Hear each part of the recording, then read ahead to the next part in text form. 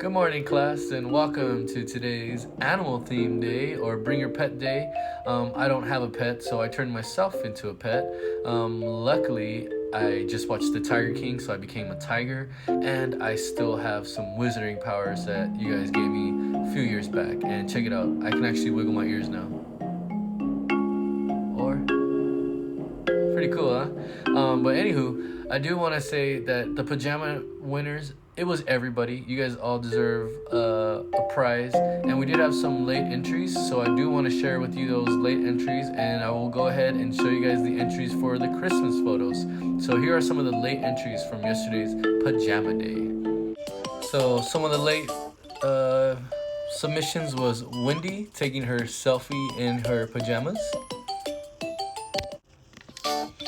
We also had Destiny, who submitted a photo of her in her pajamas. And last but not least, we had the one and only Lil C's. So thank you guys for submitting your pajama photos.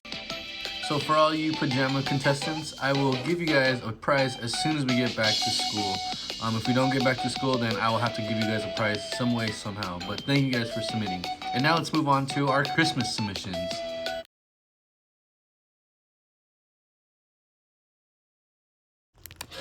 First up, we have Carolyn. Love the spirit and thank you for the inspiration on making my own Santa photo.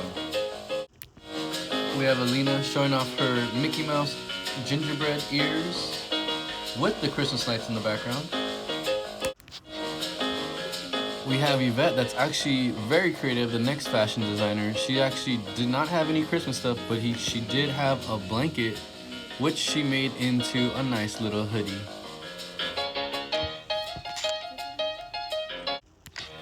Next we have Emily, the nice light necklace and her Christmas spirit.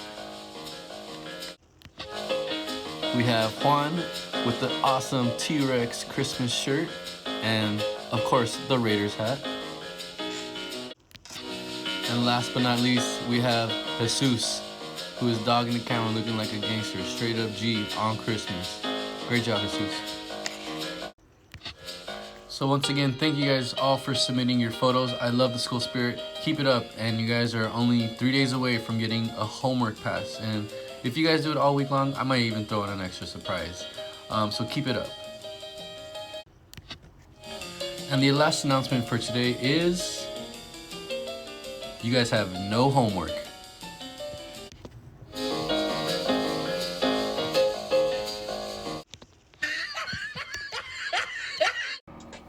Alright, so yesterday we talked about how Alexander the Great was able to build his huge empire, and the way he was able to do it was he was a strong leader just like his dad, and he wanted to make sure that he did everything that was possible to do what his dad wanted, and that was to take over the Persian Empire. So he was a powerful leader. Remember, Egypt didn't even want to fight with him. They made him the pharaoh.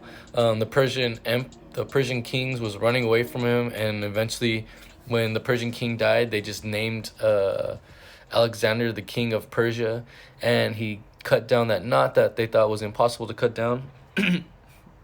And while he was doing all this, he was destroying a lot of things, but he took over a lot of territory, and what he was doing was spreading the Greek culture, and he started this thing called the Hellenistic thing. And anytime it's Hellenistic is when they're spreading the Greek cultures amongst all these people. And that's what Alexander did.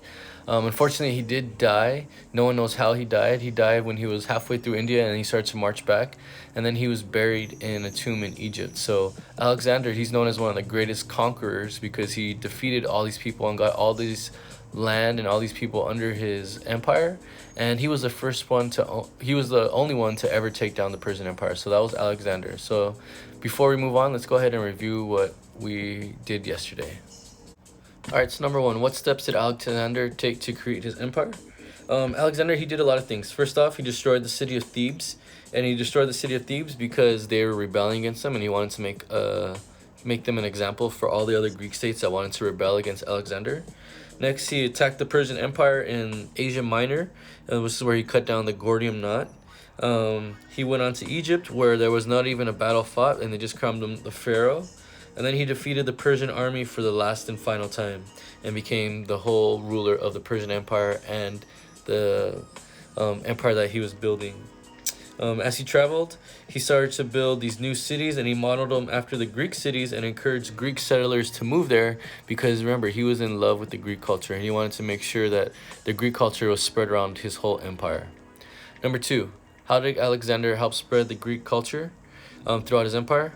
First, he built these cities and he modeled them after the Greek cities. He built theaters, he built temples, and he did a lot of the architecture and a lot of the art that was in Greece. He took it to these new places that he conquered. He also encouraged the people from Greece to go and settle there so they can have and influence everybody else with their culture. Number three, why did Alexander destroy Thebes? Alexander, he destroyed Thebes because they rebelled against him, and he wanted them to make an example to the Greeks that if you are a Greek city state, you better not go against me because I will just destroy your city. So that's why Alexander the Great destroyed Thebes. So today what we're going to do is we're going to go ahead and talk about how what happened after Alexander's death, what happened to his kingdoms or his empires that he built, and that's what we're going to talk about today. We're going to talk about the 3 kingdoms that developed after his death and what happened to his legacy as we move forward. So let's go ahead and get into the lesson for today. So when Alexander died, there was no real obvious person to go ahead and take over the empire because Alexander was so young. I don't think he had any kids at the time that were old enough to rule the empire or rule his kingdom. So there was nobody in power and nobody really knew who was going to be in charge. So with nobody in charge and no real clear direction, a lot of these generals that Alexander had, they started to fight each other for power. And these generals were fighting and fighting and fighting. Eventually there was a few of them that stood left. And the 3 most powerful generals decided, you know what, let's just go ahead and divide the empire amongst ourselves and we can all be in power and we can all be in charge of our own part of the kingdom. So they did that and they divided the kingdom into 3s and they divided it into the king of Macedonia and Greece. There's going to be a king of Syria and then there was also going to be a king of Egypt. So all of them divided the power amongst themselves and they were in charge of each of their own kingdoms. And we're going to talk about each of the kingdoms now. So the first kingdom is the Hellenistic Macedonia. And one thing that you need to remember is that a lot of these things, why they're called Hellenistic, is because Alexander, he made them to be influenced by the Greek culture. So everything they had in these cities had Greek influence. The Hellenistic Macedonia is considered to be one of the kingdoms that was influenced the most by the Greeks. And that's because it was really close to Greece, so there was a lot of people that were from Greece living in this kingdom. However, this kingdom did have one of the most weakest governments. The Macedonian kings, they had a lot of people that were rebelling against them. A lot of these Greeks were trying to fight against Macedonia because they were kind of upset that Macedonia conquered them. So they're trying to fight back knowing that Alexander the Great wasn't there and knowing that the rulers weren't as strong. These governments, this government really couldn't stop the Greeks' rebellions, and all these rebellions within this kingdom weakened itself, and they were kind of like shooting themselves in the foot. And eventually, as we moving on into history, the Roman Empire is starting to develop, and the Romans are becoming the most powerful. So when these armies or when these rebellions were going on in Macedonia and Greece, it weakened them so much that when the armies from Rome came, they were able to conquer the kingdom or the Hellenistic Kingdom of Macedonia really easily, and they were conquered by the Romans in the mid 100 BC. The next kingdom is called the Hellenistic of Syria. There's a picture of it. It's still standing, and it's kind of cool that it's not in ruins just yet because these are really, really old, like from before Christ in the BC time. So just like the kings in the Macedonia kingdom, these rulers faced a lot of problems. Most of the people that were rulers in this Hellenistic Syria were the former rulers of the Persian Empire. Okay, and in this empire, since it was in the Asia Minor, it was a mixture of all different types of people, different ideas, different customs. So with all these different backgrounds of the people and different customs, not a lot of them agreed to this Hellenistic way or becoming Greek-like, especially after Alexander left. Since they were ruled by Persia, of course they would not want to have the same things that they had when Alexander was there, because Alexander was the one that conquered them. So many of these people started to rebel against the Hellenistic rule. They're kind of against Greeks and kind of against the way they did things. So they were also fighting amongst themselves. And when they did fight amongst themselves, they also weakened themselves, and the kingdom slowly started to break apart, and everyone started to be little individuals. The people in certain cultures started to stay with their own cultures, so on and so forth. And then once again, since the Romans were coming up and becoming really powerful at the time, they also were able to be. This Hellenistic Syria was also conquered by the Romans, and this empire was conquered in 60 BC. One thing that you need to know, and when we're talking about BC years, as the numbers go down, that means the years are going on. Not how it is like right now, how we go from 2019 to 2020. Back then, it went from like 61 BC to 60 BC to 59 BC. So counting down in the BC years, that's how they go for counting the years in that terms. The last kingdom that came about was the Hellenistic Egypt. And the Egyptian kingdom, this was actually the most successful. And the rulers of Egypt, they encouraged the growth of the Greek culture. So they're all on board. Just like we learned in the beginning of the year, the Egyptian empire had one of the longest lasting empires because of the organization and because of the leadership in their government. So in this one, it carried over. The rulers of Egypt, they were encouraged and they loved the Greek culture as well. This is part of the Hellenistic Egypt. This is one of the kingdoms. You may have seen this before. If you watched the last episode of Lego Masters, they kind of rebuilt this, which was kind of cool for their kingdom. But this was located in the city of Alexandria, named after Alexander the Great. And in these cities, what they did to promote the Greek culture is they built and became the center of learning and for the arts.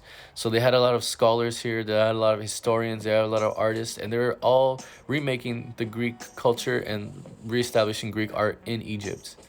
They built museums of the Greek art, the Greek cultures. They actually built the largest ancient library, which you can still visit today. It's the biggest and largest library, and this was the first ancient library that was built. And well, not the first one, the biggest, and that is still there. So like we said before, this was the longest lasting of the Hellenistic Empire. With that being said, though, unfortunately, with the problems that were going on in Egypt between them and the Kingdom of Kush, if you remember them, they actually did get conquered by the Romans in 30 BC. Because remember, the Roman Empire was just as powerful, and they were taking over a lot of different people as well. So as a quick review, after Alexander the Great died, there was no real leader, no real ruler to rule over this empire. So the generals that Alexander had, they all started to battle for power. Eventually, the three most powerful generals were there, and they decided, let's just go ahead and split up the kingdoms into three.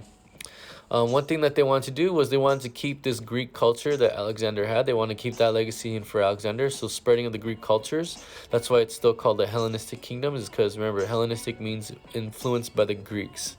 So there's three different kingdoms that developed. There was the kingdom of Macedonia, the kingdom of Syria, and the kingdom of Egypt.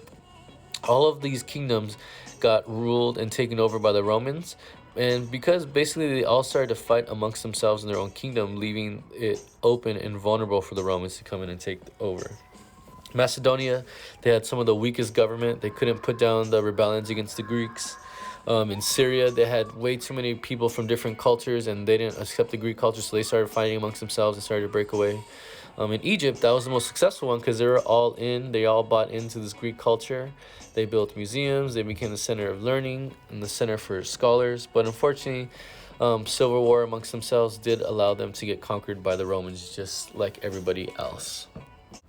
So for homework, I want you guys to go ahead and answer these three questions. Number one, why were the three kingdoms created from Alexander's empire? Number two, what happened to Alexander's empire after his death? And number three, why are these kingdoms called Hellenistic? Alright, so today we talked about the different Hellenistic kingdoms. If you have any questions, always remember you can always message me and let me know if you have questions. Don't forget, tomorrow is Jersey Day, so wear your favorite team's jersey and enjoy the rest of today, which was Animal Day. Bye.